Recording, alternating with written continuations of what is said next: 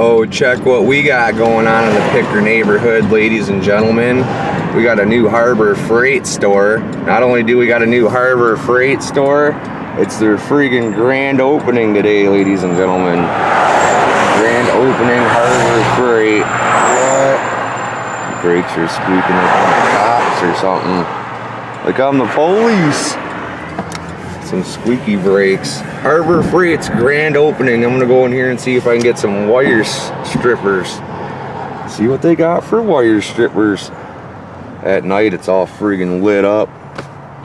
All them signs are lit up and shit. It's pretty nice. Yep, I'm gonna go up in here and see what they got for wire strippers. Oh yeah. They didn't have the wire strippers we were looking for, ladies and gentlemen. They just got it for like stripping the ends off. We need some commercial grade stuff. What? We're gonna have to get on eBay and order some.